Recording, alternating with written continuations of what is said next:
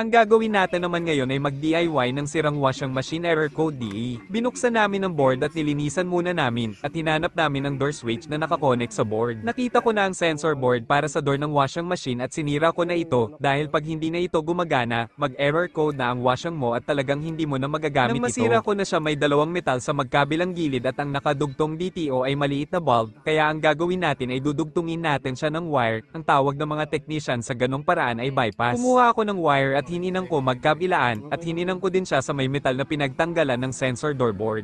Gumamit ako ng panghinang para maikabit ko ang wire sa nasirang door sensor, at para maidikit siya ng maayos. At nang mahinang ko na, sinubukan ko na kung effective nga ba ang ginawa nating bypass, at hindi nalalabas ang DE error code. Air dry. Ako no, sa dito ako sa Santa Magdalena. Dito ka na lang mag-start program. Delay to. Residential hotel kami.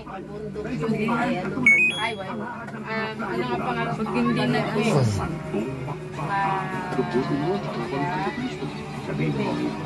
May tinanggal mo. Labis na yan. Gumastos ka ng 800. Nagawa mo yung washing mo. May iba ka pang pwedeng gawin. May gamit ka pa. Gamit ka pa. Gamit ko nga sa ito. Binili ka dito, bago lang. Hindi, ginagamit naman natin. Nagagamit ko din. Kaya ito, galing pala na ito. Tagal ko na nag-install. Di pa ako bumibili niyan. Hayop na yan. Ito, ang dagang gato. Binili ako niya lang. Ay, ang ano. Bahay namin. Mga pang DIY. Ma, sabi ni Doc, ibigay ko si Hindi, sa Shopee lang yan eh. Shopee DeWalt yan. Pagkadalaga si Pego. Pero original DIY. Pagkadalaga. Ewan ko lang, Shopee DeWalt nakalagay. Hindi. Dating 3,000 eh, nakasin eh. Sa Tena, pinito mo ba? Oo. Ano? Ganda niya ko ito ibang ano. Ang limitation mo, ano?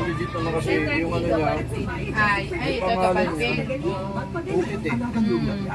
Hindi ka tulad nung pagka yung DeWalt lang na ganyan lang, wala yun. Ito nakaano siya. Hindi, tsaka ano yan eh, mall yung paper eh, di ba pag ano? Last mall. Rig ba yun? Magkano bilhin niyo? Gold sa kanya magkano bilhin. 1 plus. Dating 3,000. has 2 times micro-exfoliating action that helps brighten skin in as fast as 5 days. Forever Glow. Oh, na okay na yun. Naturally. Inayos mo ba yung pag gano'n? Baka mamaya matanggal din yun. Hawakan mo. Lagay na natin. Patay mo muna yung ano, tapos ulitin mo ulit. Ano yung bigla na lang ba huminto? Hindi, nag-error lang siya, nagdi-delete. Effective nga at naayos na natin ang ating washing machine. Salamat pala sa tutorial ni Northshire TV, at kung nakarating ka sa video na ito, huwag mong kalimutang mag-subscribe, like ang ating video. Marami pa tayong mga kaalaman na i-upload.